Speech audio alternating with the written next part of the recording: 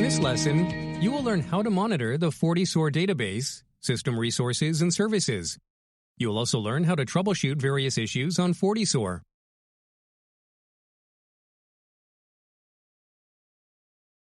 In this lesson, you will learn about the topics shown on this slide.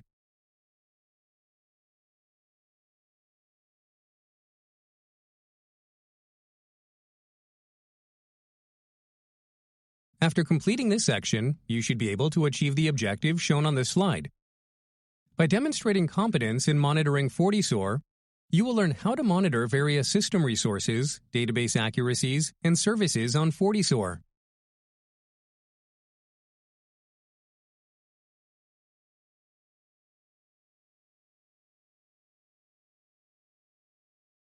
To view the status of all FortiSOAR services, run the command shown on this slide.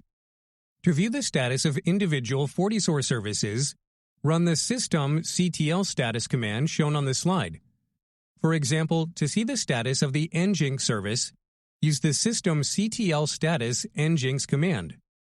When you run the csadm services status command, the status of FortiSOAR services displays with a background color so that you can quickly and easily identify which services are running and which are not running. The status of services that are running display a green background, and the status of services that are not running display a red background.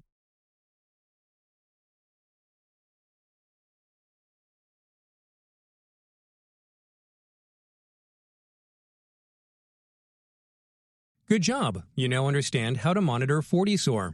Now you will learn about the FortiSOAR logs, services, and processes.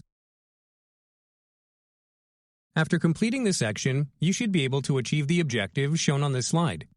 By demonstrating competence in logs, services, and processes, you will learn about the list of logs for troubleshooting FortiSOAR and how to set different levels of logging. You will also learn about key FortiSOAR services and processes.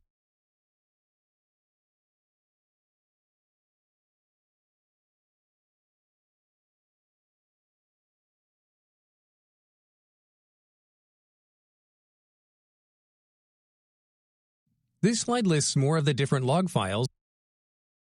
You must use the tomcat. FortiSOAR generates different types of log files for different subsystems.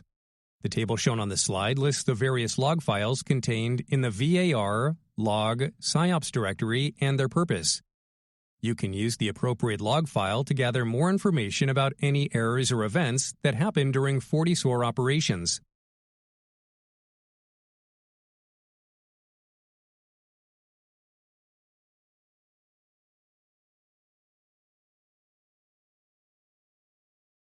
This slide is a continuation of the list of key FortiSOAR services and processes that run in the background to make FortiSOAR functional.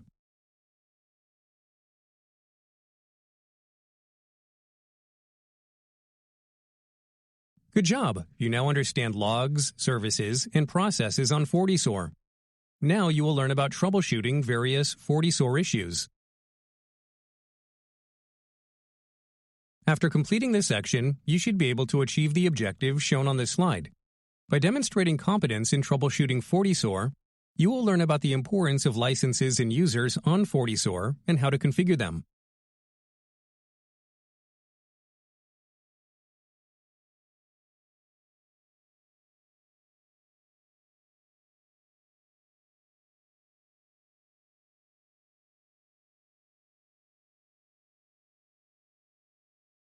FortiSOAR displays meaningful messages and troubleshooting tips during the license deployment process and also validates the license, making it easier for you to debug licensing issues.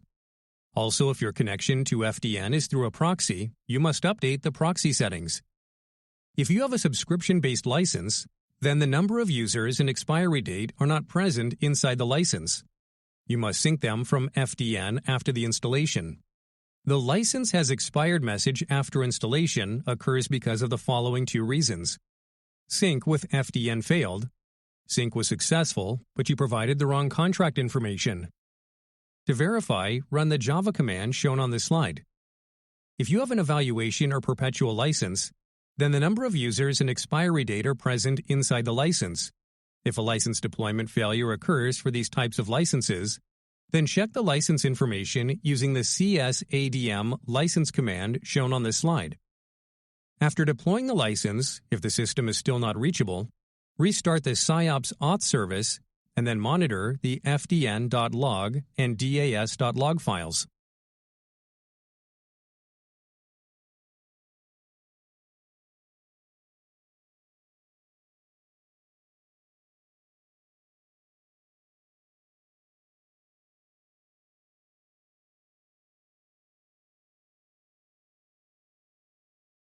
Congratulations, you have completed this lesson.